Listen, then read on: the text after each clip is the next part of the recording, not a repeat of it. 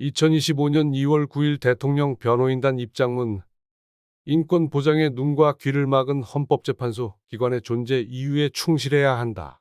헌법재판소법은 탄핵 심판에 대해 형사소송법을 준용한다고 규정하고 있으나 헌법재판소는 형사소송 절차에서 적용되는 엄격한 증거법칙을 제대로 적용하지 않고 있다. 형사소송에서의 증거법칙은 피의자와 피고인의 인권을 보호하고 오염되거나 잘못된 증거에 의하여 사실이 왜곡되는 것을 막아 실체적 진실을 발견하기 위한 규정들이다. 전문법칙과 무죄 추정, 위법 수집 증거 배제의 법칙 등은 오랜 형사소송의 역사를 거쳐 인권을 보호하기 위해 확립된 중요한 원리들인 것이다. 그러나 헌법재판소는 신속한 심리만을 강조하며 증거법칙 적용이라는 대원칙조차 무시하고 있다. 형사소송에서 검사가 작성한 피의자 신문조서라 할지라도 당사자가 동의하지 않으면 증거로 사용할 수 없는데 헌법재판소는 조사 당시 변호사가 참여하였다는 이유로 증거로 채택하고 있다. 그 결과 형사소송에서 증거로 채택되지도 못한 진술들이 사전에 일부 언론에 유출되며 마치 사실인 양 보도가 되었고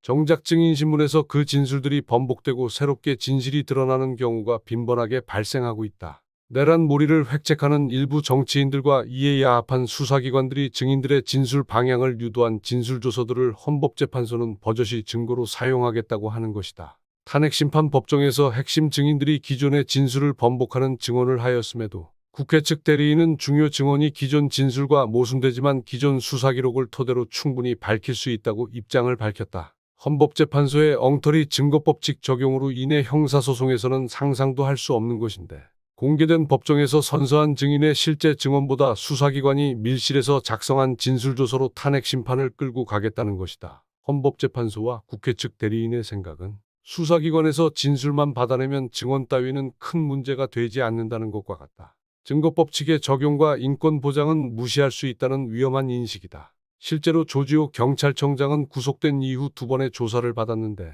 이후 혈액암으로 건강 상태가 위중해지자 경찰병원으로 이송되었다.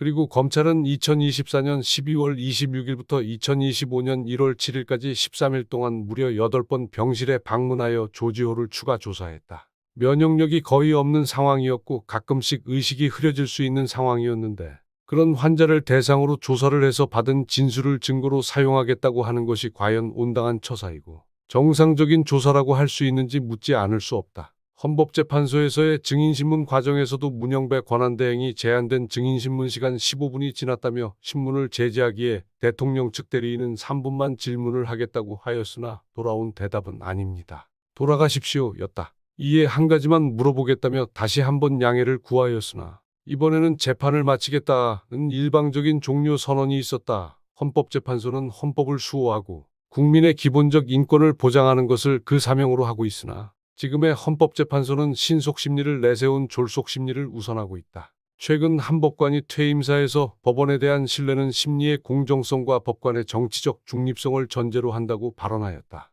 헌법재판소를 국민들이 신뢰하지 못하는 이유는 헌법재판소법마저 제대로 지키지 않으며 심리를 공정하게 하지 않는다는 것과 일부 재판관의 정치적 편향성 우려임을 기억해야 할 것이다.